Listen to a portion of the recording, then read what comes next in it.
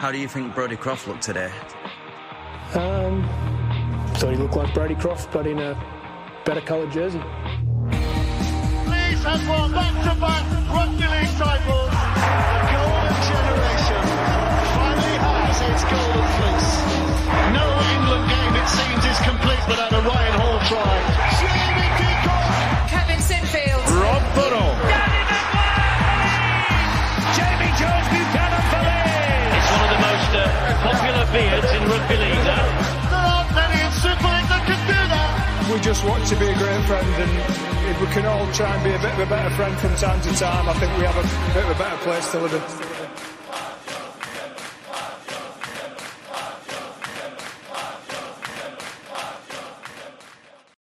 The Lot Pod is kindly sponsored by Fast Signs. Fast Signs are an established family-run business who have been providing businesses around Leeds and West Yorkshire with effective signs and graphics for almost 30 years. Fast Signs are passionate about helping customers make a statement with signs that are eye-catching, effective and delivered fast. Hello and welcome to the Lot Pod, the Lot 17A podcast brought to us in support by our good friends Fast Signs. I am Statman Rhyse. I am back. Contrary to the vicious rumours spread in the match review panel, I was not off with hemorrhoids. I was at York races on a stag do. And just to get my own back on Eddie, he's currently having a hair transplant in Turkey. Chris is with me today. Chris, how are you? Yeah, very well, thank you. You? Yeah, not bad, thank you. You don't seem to get any of these vicious jokes when you don't turn up. It's just between me and Eddie, I think. No, maybe it'll happen in the future, but in the future maybe. But at the moment, I say we've brought you off the bench. I think you've probably equal numbers to me and Eddie, especially in recent weeks as me and Eddie keep subbing out either due to work or being away or kids from there. So, but Chris, good to have you on as always. I am obviously back, and which means there is going to be a bit more structure to this again. Eddie didn't actually do that bad of a job last week when he came to the results and fixtures. I was actually impressed he did them in the first place, and he did them well in my opinion. So let's just go straight into those results then.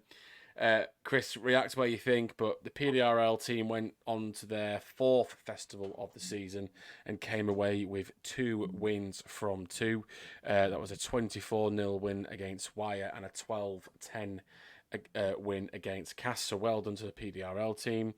The wheelchair team also took some points home with Tom Halliwell winning with effectively a buzzer beater, beating London 44-40. As Tom Halliwell scored late on to win that game. Our under-16s played this week's opponents for us. They played Hull KR, and hopefully they've started the trend where they beat Hull KR 28-4. And the reserves also played in the weekend where they won 20 points to 12 over Salford.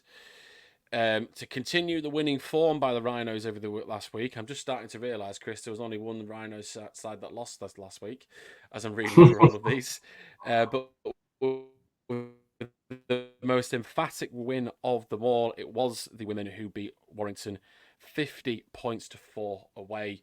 Amy Hardcastle coming away with 3 tries that day, and Caitlin Beavers coming away with 4. And the final win of the teams in the roundup was the women's under-19s, who they actually played yesterday, and they beat the Huddersfield Giants 30-0. So wins all round in the Rhinos last week, Chris, with the exception of the men there, which is a standard and a good roundup as always. I mentioned that the under-16s played KR last week and they won, while the fixtures for this week kick off with a Leeds KR fixture, and that is the under-18s who act as the warm-up at Headingley. It's actually their third game on the trot at Headingley, and they are kicking off at 12:30.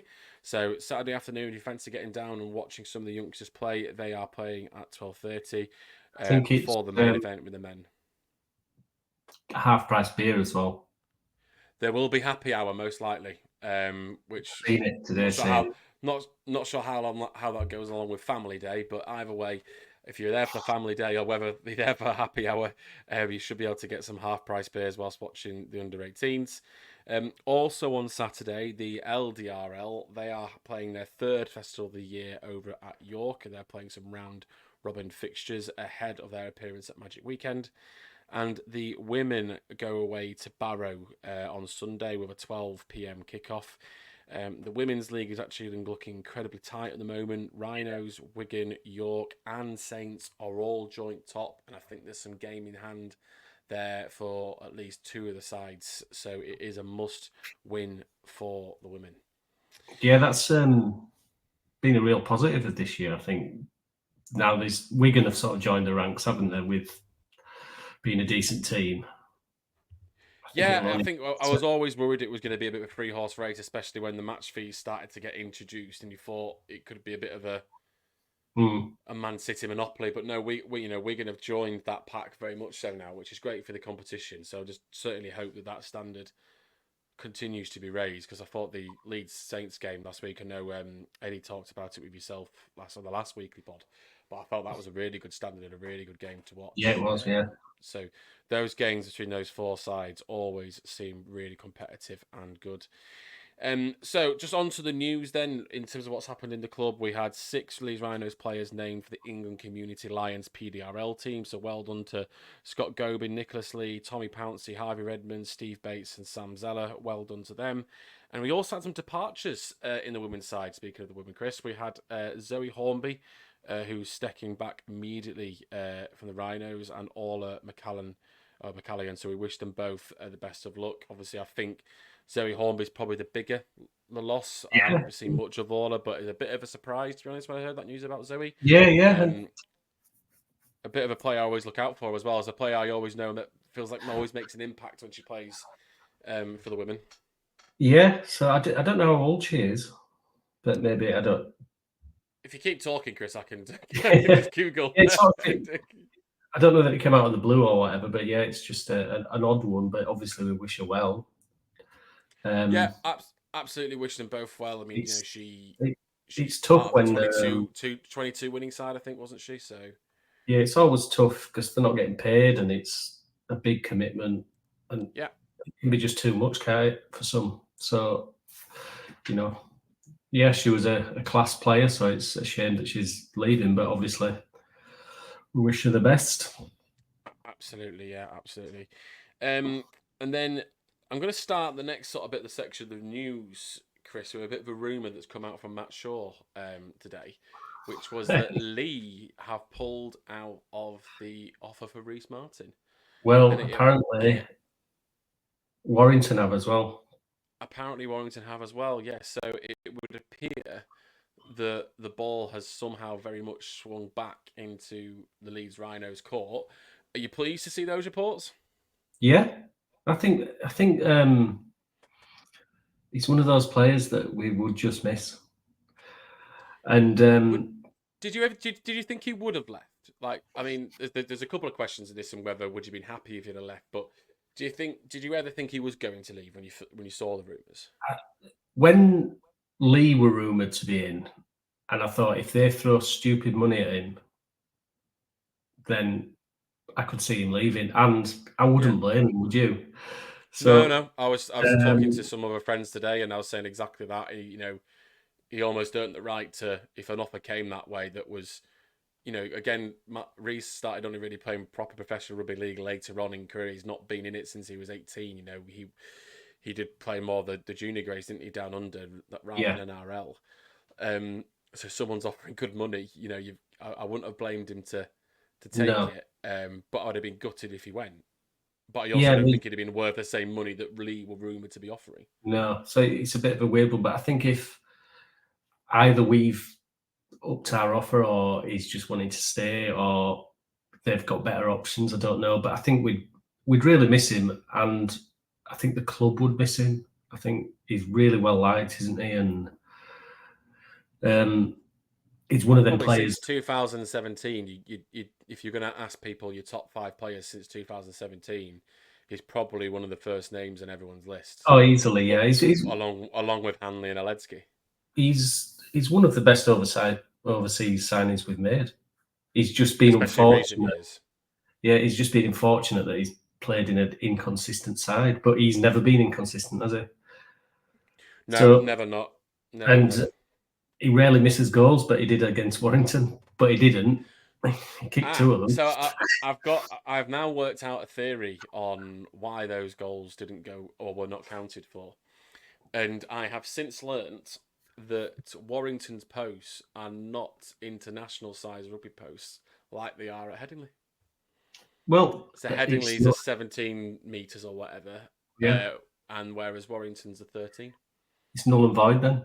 Not having that defeat. So the result, therefore, legally should be taken off. Yeah. So yeah, I've since learnt that.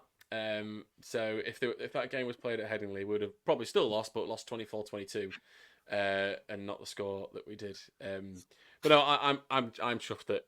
I think this hopefully means that he is staying with us. Hopefully, for whatever reason, whether that's Leeds will offer more money or he's decided to stay and commit. I think it's good news for us all round. I agree. Really. So Agreed. thank you, Rhyse, and well done on making the right decision on that. And that's really it from the news. But we did have Brad Arthur's first press conference come out this week as well, Chris. Have you managed to watch it? And what did you think? Yeah, I watched it straight away. Really, he's an impressive guy, isn't he? I think. I was quickly enveloped by how he came across. I was kind of like. My only problem is, it's just like the football analogy is not going to work with you, and I am wearing a Leeds United shirt right now, but it's almost like Ben White. Like, you can't get used to it. Don't fall in love too much with a loan signing because they're only here temporarily, and there's no guarantee they're going to stay here permanent. And no, but I think we've got to take what we can. Exactly, and I really like how he came across. I love his attitude. Yeah, and he's going to get sick of in the presses the journalists asking him, "Is he going to stay?" He's probably going to blow his top at some point. He were close to it in that press conference, Yeah, but I he think was a bit, wasn't he? I think it's been a week or so since the news, and then you sort of realise that there's not that calibre of coach comes up quite that often. Especially not on an interim. No, not over in Super League. So I think, and I think he's just the right coach that we need at this point because he looks like he's not going to take any stick, is he? And no, I feel that's his experience, isn't it? He's not going to take any stick, and I just get the, I like how he's talking about effort quite often, and how the players are coming across, and I think he picked out the sort of similar positives that we all sort of picked out in the last game, because there were positives in that Warrington game, despite the result. There were glimpses of the right things we needed to see. We're just not seeing it over 18. It felt very shared vision. He was speaking, and it felt like he'd been here for quite a while for me, or it was, everyone, from my perspective, was like, this is exactly the sort of guy we need right now. Yeah. At the moment, obviously, we haven't seen his team play yet, but if that translates onto the pitch, then long term I'm going to really want. And we can't really get carried away about Saturday's game neither. It'd be a hell of a thing, but I think what we're all hoping to see is just some difference. And I think what will be interesting, because he's no mug, even if he does leave at the end of the year, I think he'll leave with giving Ian Blease some decent feedback. And feedback, recruitment tips, player tips. I do think all parties will learn a lot from this. Yeah, and it's going to be really interesting because there will be some players that don't react well to his style of coaching. And it's maybe that they've maybe had it too easy. I'm not picking any players out because I don't know who that'll be, but there might be some that'll absolutely shine under that sort of coaching style. But there might be some that haven't got it in them. If they haven't got what he wants to get out of them, then he'll make the recommendation that they go. I get the impression, and from the team perspective, in terms of what might change, is I do think we're going to see a degree of change in intensity. I think just the way he comes across and how he talks, I've got a feeling that maybe this sit back defence probably it might not go straight away, but I get the feeling from what he says in these press conferences and what I'm picking up from Yeah, is going to be a more intense side, which the fans yeah. will react very positively to. And he didn't shy away from saying that we are a team that wants to play, but they've got to earn that right. So, Yeah, no, if we see the effort in both areas, but in the right places, then I still think that the squad's not as bad as it's been playing. So I think something like this it's a kick up the backside, isn't it? So it's like he just came across like an NRL coach, which is what he is. Simple. An NRL head coach, which is very rare that you'll get an NRL head coach come over to coach Super League side. So it's going to be, and I think the players will respect him. He picked out Ash Hanley, interestingly. He did, which doesn't surprise me, Chris, at all. No, because he's got a great attitude, hasn't he? So that's what you want. I also think, I know we ain't gone on to team news yet, but players like Bentley might thrive off somebody like him. Yeah. And he might have the right traits for him because it's all effort, isn't it? Yeah, no. You can say what you want about James Bentley, but it's all effort. But I just want to see fewer penalties, fewer stupid errors. I think I'd like to say, I think I agree with you. Stupid penalties need to go. There was again, and the stats didn't quite show that last week because 6 agains aren't shown on the penalty stats. But I remember there was 2 daft ones from Cammy, and I remember me and you were texting at the time. Yeah. Things like that have to stop. I think the errors need to obviously come down. We're making more errors than any other team in the league at the moment per game. So they are feasibly small things an experienced coach can change and fix. Yeah. I also want to see Cammy in more of that ball playing role as well. I want to see Cammy sort of. I think he'll be one of the players that'll relish being coached by Brad Arthur. I certainly hope so. I think he sounds like a coach that's clear in his plan. Yeah. So Cam will know exactly what he needs to be doing. Yeah, I agree. And not to deviate from it. And I think that'll be the same for a lot of players. Players like Harry Newman, it seems like just give him the ball, see what he can do. But that's not the way to get the best out of Harry, is it? It's put him in space, put him in the right opportunity and he'll create something. So it's what it has done. It's created a really interesting back end to the season because, we're 4 points off the 6. But he made a comment, did Arthur, and I've said this as well, that having to play teams above us because we've got quite a tough run in. They're all 4-point games. It's actually better that we're playing the teams above us because it's in our destiny or control to take those points off those teams. And if we can pick up a few, if we can get some momentum starting on Saturday, you don't know, do you? And it's quite exciting, really. We've got sort of nothing to lose. Nothing to lose. I completely agree. So both of us really impressed with Brad Arthur. So let's talk about that team news. Oh, actually, just the last thing on Brad Arthur. I'm trying to get an Arthur pun in here from the TV series, but hopefully we'll have a lovely time on Saturday. I think it's, hey, what a wonderful time today. Hey, what a wonderful time on Saturday we're going to have. There we go. I've had to explain the pun before I made it. Anyone that's watched Arthur, the TV series as kids, will know that. So on to team news then. And just before we went on air, Chris, and saying on air like we are as professional studio that we are, my OCD was nearly complete today because we're very, very close to getting a 1 to 17 in the squad announcement. Only Tom Holroyd and I cannot remember what number 17 is. Justin Sangare, thank you. Missing from the 1 to 17, but we did see Harry Newman returning after his foot injury kept him out from the Warrington game. And James Bentley, who's been out since the Castleford game, and Donaldson, who's been out since, I think, round 2. They all come back in.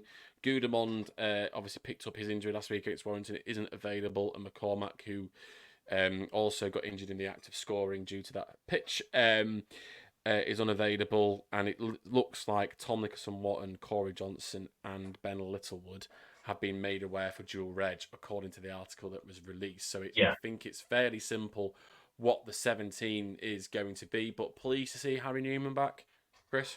Yeah, I mean, I think he could have technically played last week, couldn't he? But I think they just gave him an extra week off. Like I say, it's going to be really interesting sort of what structure we play to try and get Harry in better positions.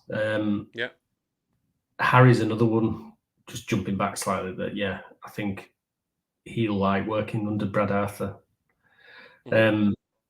Because, he's still fairly young, isn't he? So, and he's missed a lot of rugby. And I think just a bit of structure and a bit more clear plan of what we're doing will help him. So, I'm pleased he's back for Brad's to get his first. mojo back. I'm actually, whether it's controversial or not, I'm actually pleased to see Dono back. Well, maybe we've suffered from a penalty count perspective because we haven't had. Maybe we need to bring him on and bring the penalty counts back up. Guaranteed 2 or 3 head eyes, and he's effort based again, isn't it? So I think if Brad Arthur's wanting to base the game around effort and accountability, then he's the type of guy you'd want in trenches with you, isn't he? Don't know. And we're short on middles, or whatever you want to call them, so he comes straight back in, doesn't he? And if Bentley's 100%, then I'm glad to see him back as well, because I do think we do miss Bentley. He really sort of knuckled down and got rid of the penalties, didn't he? Or not penalties, but sending offs and yellow cards. He sort of knuckled down on that. So he could add a bit of energy and just be a bit of a lift that we need. It just means that we've got a fairly small bench, but I don't think Hull KR are massive, are they? They've not got a huge pack. I mean, they've got their own injuries of their own, and I probably should have got their team news out before this, but I haven't. So we'll just say, as Eddie always says, Chris, if you say it confidently enough, they're not a big team. True. So they're not a big team. Haven't got a big bench. So let's talk about lineup then. Is it as simple as 1 to 7? Is it does Matt Frawley come back in for Jackson Field? Yes, I think. I personally thought it was a mistake last week to drop Sinfield. It was the wrong in that side of a Frawley. Yeah, it was the wrong game to put him in, but I think Brad Arthur will want Frawley's experience. I think so. And I think it's probably the right call. I think so. So I think that's the only sort of. It depends, I suppose, what the coach wants to see. Does he want to see the young gun have a go? Or I just think defensively we're targeted quite a lot, and we might struggle if that happens again. Yeah, and I think, like you said, I think he'll err on the side of what he knows in terms of quality player, and he will know Frawley more because he's played against him as a coach down under than he will know Jack. So he'll be more confident of his knowledge of Frawley than Sinfield. Usually when a coach comes in, they're going to have quite a simple game plan, and I think Frawley's probably the better of the two just to execute that. So I think Frawley makes it. And then moving, obviously, we've got a Ledsky at prop. That's just probably the first name in the team sheet with Croft at the moment and Ash. Who starts with a Ledsky at prop for you? We've had Sam Essay start the last week and had a terrible first stint, sort of trying to ignore it. We've still got Big Sam, who I actually felt played quite well against Warrington, but again, I see him as an impact player. We've been told TNW's in the dual reg, so it sounds like he's not playing. So who are you starting with a Ledsky on this one? It's either Essay Junior or Dono, isn't it? So it's whether He's not a I'm prop. probably going to contradict myself, but I kind of think it might be one you have to start Lasone. Right. I wasn't convinced by SA last week starting. Maybe he can prove you wrong, and maybe it's a perfect game for him to bounce back from. I just felt his opening stint last week wasn't great, but when the Sony can play like he can and bring that Well, impact off the bench, it's invaluable. it depends what the game plan is. If the game plan is, Yeah. because he did mention that we need to start better. Mm. So maybe, yeah, Lasoni's an impact prop, but try get that impact at the start.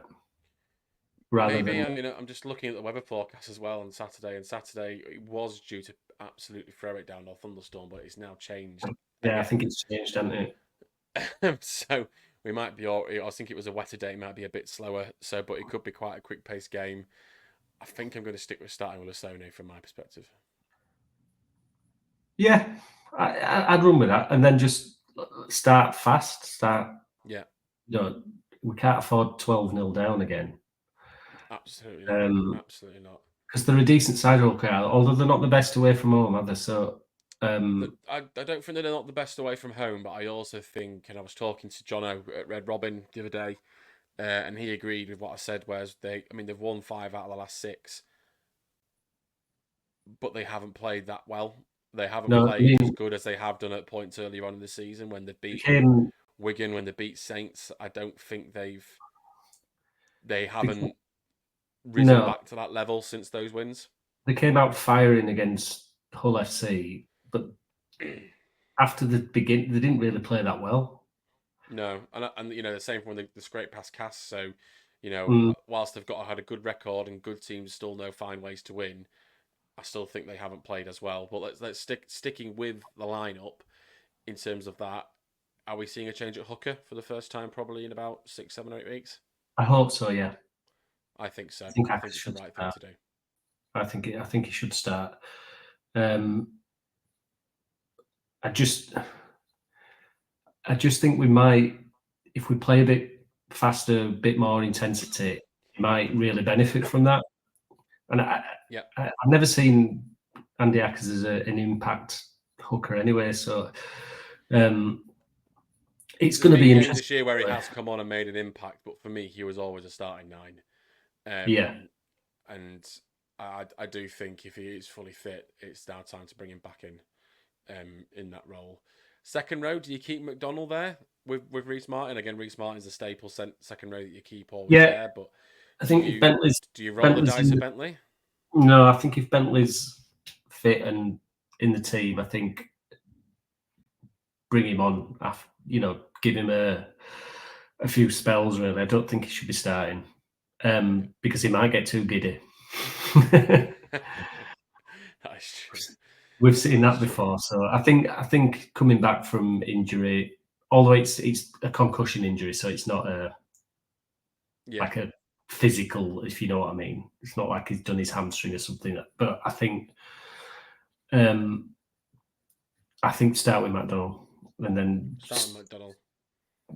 It's going to be the interchanges are going to be interesting because with it being a light bench and stacked, they're all second rowers really. Yeah, they are, and I think we'll see Cammy maybe taking more carries as a result of that. I think we'll see more rotation with Cammy and Jared, and maybe Jared playing loose. I mean, that brings us on to the interchange. I think the interchange will be Sam S.A., Donaldson, Jared, and Bentley, which is a forward pack. It means there's no room for Edgel there, which might be a mistake. Do you leave Donaldson out to have Edgel on the back? I've always conscious when we haven't had a back on the bench this year, we've always seemed to have an injury in the back line. Yeah, but I think with it being quite second row heavy, we can shift people into the centres. We can if we need right. To. It's just the outside. Would you go that then? Would you have Alfie as 18th man with the 2 back rowers? I think so. But if we're going with the back, then it's just between Dono and Bentley who drops out, I think. I think in that instance, Dono would drop and it'll be Edgel if we went for the back. I think your Jared and your Sam Essays are your Stonewall interchanges. They're nailed in. I think Bentley's nailed in. I think it's that last one between Dono and Edgell for me, and I am airing towards Edgell, to be honest, because I don't like it. I don't necessarily like it when Rhyse shifts to centre all the time. I don't think it always works, and we lose the impact there from there. So predictions, Chris. We've talked briefly about KR. We're just then 5 wins out of the last 6, but not necessarily playing at the peak that they have done so far this year. What's your gut instinct telling you as a prediction for Saturday's game? I don't think they're going to score that many. In fact, I think they're only going to score 1, because I think we're going to be... I'm sure we're talking about KR or Leeds. Yeah. So I think they're going to get 6. Right. And we're either going to get 18 or 24. Very confident. Is this new coach bounce? Is this a whole chaos form? Or is it saying what I'd like to happen? Say what you'd like to happen. Yeah. I think there will be a new bounce, a new coach bounce. I think there will be. I'd be disappointed if there's not. Because And that 5-10 minute section we've just sent on Brad Arthur was probably wasted if there wasn't a new coach bounce of some sort. Yeah, and I think the crowd will be into it as well. I think so. Saturday afternoon, sun's out, summer big away for him. Yeah, they're bringing 1,500, so there'll be plenty of beer thrown on the pitch as well by the KR fans. Nice. Yeah. So Ryan Gold will be really pleased with that. I'm actually on the predictions sort of league group chat for the Red Robin, and there was quite a few Hull KR fans there that were a bit nervy, and I've actually predicted Leeds to win. I think there was 3 or 4. I think it'll be quite close. I think I said Leeds Rhinos 20, Hull KR 18. I don't want a close game. I fancy a last-minute try for Brodie Croft or just something like that. Another buzzer beater from there. Anything else, Chris, for ahead of Saturday before we finish the weekly roundup this week? No, that's it. All good. I'm really looking forward to it, actually. We've got a run of Saturday games, haven't we? We've got a run of Saturday games, yeah. I think it's full of... Which I don't mind, but I mean, I'm a big Friday night fan. And I quite like the Saturday afternoon games because I can get the train and I can have a drink or 7. But yeah, we've got a run of Saturday games coming up now. Pretty much, yeah, we have, because we've got Magic Weekend as well. So lots of Saturday rugby coming up. But everyone that is coming on Saturday, enjoy yourselves, stay safe, pray for a good result, enjoy the sunshine. Laurie, make sure you bring in your suntan lotion because you'll be getting it in the East Stand. And if you do enjoy what we do on this podcast, what myself, Chris, Eddie do, we do have our Patreon account. Again, it's never to put our work behind a payroll. It's if you want us to drop us a couple of quid here and then, it just helps us grow our podcast, and the contribution's invaluable. Other ways you can help us, if you are watching this on YouTube and you haven't subscribed already, please do. I know there's at least 50% of people that are watching this video right now that haven't subscribed, so make sure you do subscribe and give the notification bell a tick, and you'll never miss any content that comes out of the Lot Pod. And please also, if you listen on Spotify or Apple, please rate us 5-star, give us a like, again, follow, make sure you're not missing out on any new content that we produce. That's it for this weekly pod this week. We'll be back and recording the match review panel on Sunday evening, so that should be out on Monday morning. Have a great weekend, and hopefully we'll be bringing back 2 points on Saturday afternoon.